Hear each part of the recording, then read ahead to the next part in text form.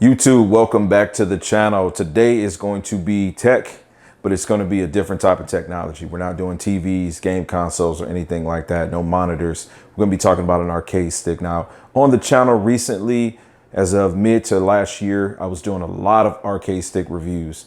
Bought a whole bunch of different products, tested some out, did some mods, got my feet wet because I'm actually going to be building my own arcade stick and trying something called a hitbox. But today we're actually going to take a look at my oldest arcade stick in my collection. This is the 15th anniversary Street Fighter arcade stick.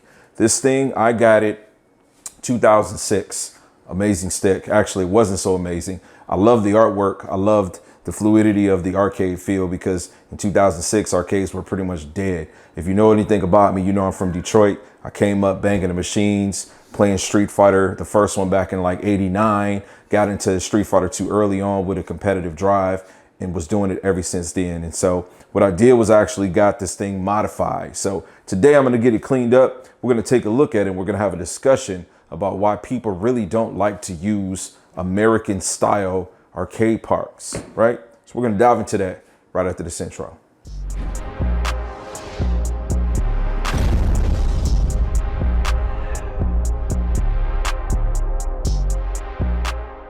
All right, so the year is 2006. I picked this thing up. At this time, I am not doing any tournaments or anything like that. I own probably 15 arcade sticks. Most of them are going to be mass sticks, right? I bought a lot of mass system arcade sticks. Around 2006, 2007 in Detroit, I was actually hosting locals in my house in Detroit. And so on the weekends, I'd have anywhere from 10 to maybe 20, as many as 25 guys over.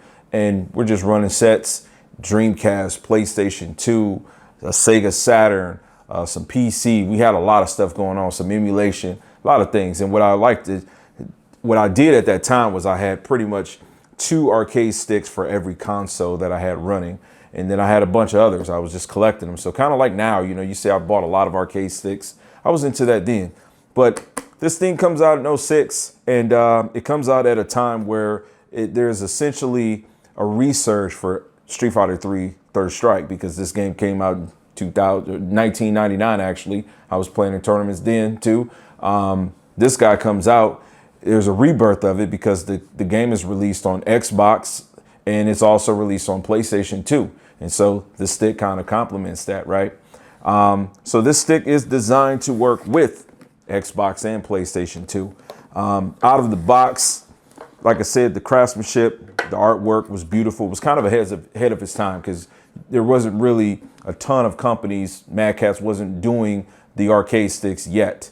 So I did get this thing swapped out. I got it modded, if you will, with hat parts, right? We got convex buttons on there. I got 8 of those black, and I got the Suzo Hap arcade stick put into this. I did modify these two. Now this thing is super dusty. It's dirty. I'm gonna keep it real. It's real dirty. So what I'm gonna do today is get it cleaned up, open it up, see what the guts are looking like, and then I'm gonna go ahead and attempt to fire up a game on PC. Because what I did today was I ordered a PlayStation 2 to USB adapter that says it works on PC. So I'm hoping that I can get this content all shot tonight and everything going. And then we'll talk a little bit more about the pros and the cons with using this type of technology from a console perspective. Just an overview of this stick. It has literally been since 2008 since I've done anything with this stick. Probably going to be 2007. I rarely used it because, as I said, I had a bunch of mass system sticks. PlayStation 2, I started using some Sanwa sticks at the time around 2007. I had a guy that played me in a 1st to 10 actually in Third Strike, and the compete was if he beat me, I'd cash him out, and if I beat him, I was gonna win his stick. I mean, I won his stick. It was I'm not gonna say it was free, but it was free. But yeah, this thing is dirty. I don't know what all of this is, but we're gonna attempt to get this thing all cleaned up, some dust and debris, but just giving you kind of an overview shot of this. Consider this to be a review, right? Newbie tech. So this did come with like a nice box and such, and I don't have any of that content, but The bottom piece is missing. It's like a door mechanism, plastic that would holster in the cable. This cable is soldered on, and so you've got a dual connect. You cannot plug both consoles up at the same time. It's too short for you to be able to do so, but you're going to be doing one or the other. So it was kind of ahead of its time. And it was nice that there was licensing catered to both of the systems. The Xbox version, in my opinion, played better, better graphics, and it was nice that if you wanted to play your own music, you were able to do that. But you do have the connector here for the Xbox memory card. It's kind of a proprietary thing. You got Udon, Newbie Tech, Capcom, and badge here. Those do not fade. So this thing was built really nice, man. Very similar to like the Mass System sticks. Let's get this thing cleaned up and opened up. All right, team. So look, I got a adapter. Spent like $6 on it. It's a PlayStation 2 to USB. So just gonna be like male to female connection there. Don't know if it's gonna work. I know it's supposed to work on PC. It says PS3. This thing is older, so that was what was in mind. But I am going to try to plug it up on a PS5 just to see if I can get something going.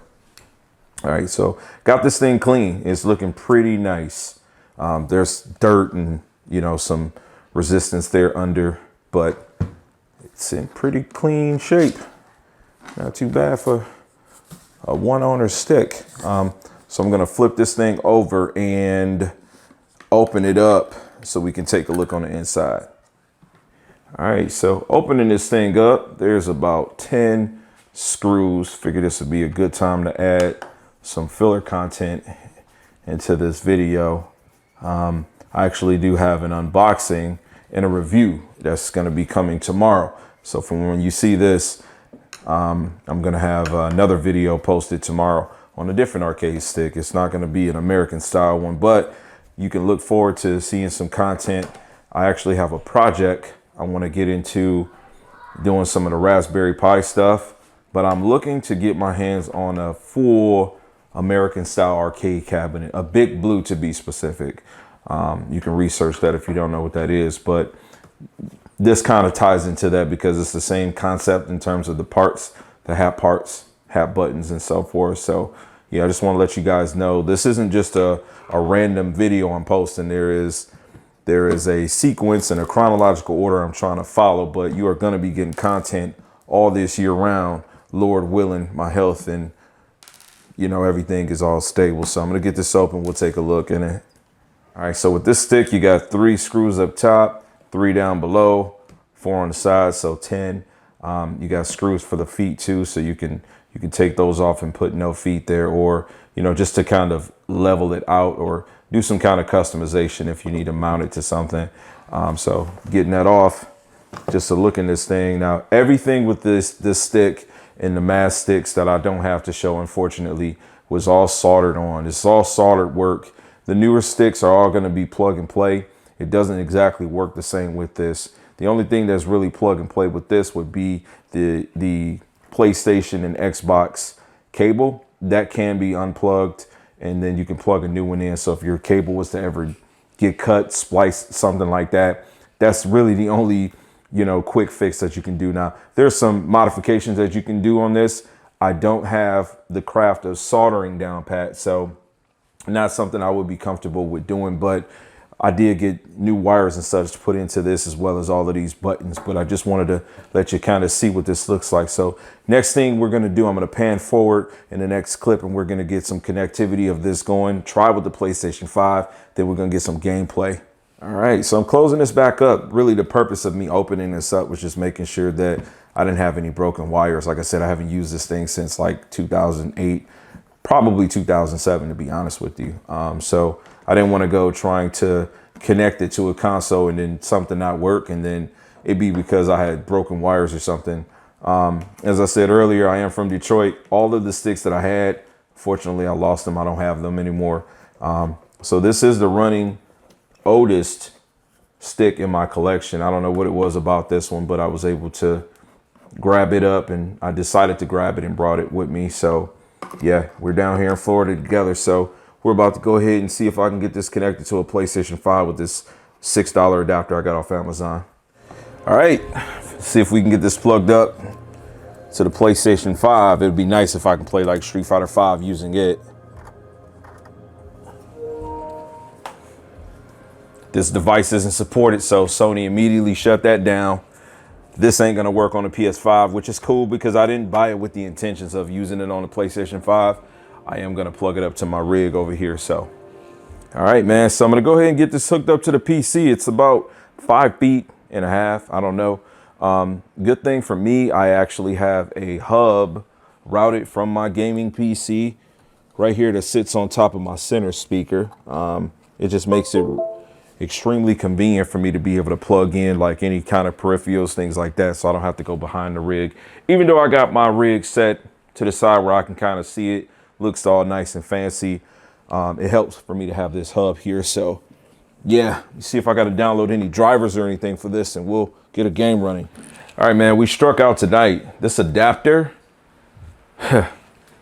this adapter doesn't adapt for me. So it reads PlayStation 3 for the PC, for Steam, for my emulation, all of that jazz. But when I actually plug up the PlayStation 2 controller, there's no backwards compatibility there, which it wasn't promised. It was just an assumption I made. So nothing there, right? So let's get into the talking points of this, right? 2006, Dreamcast was still pretty much in rotation. There was one arcade stick coined the Green Goblin, right? This is a stick that had 6 buttons. It had Sanwa parts, unheard of, expensive as heck too at the time, $100+ had to import it. You know, you were fortunate if you had like a local import place in your area. Metro Detroit had a few, so we were fortunate there to be able to get our hands on it. The biggest problem with playing with this type of technology from a console perspective was literally that this big case, this stick is so stiff, right? Like it's extremely stiff. Keeping in mind that these are authentic 100% arcade parts, just the same that Sanwa is 100% authentic arcade parts.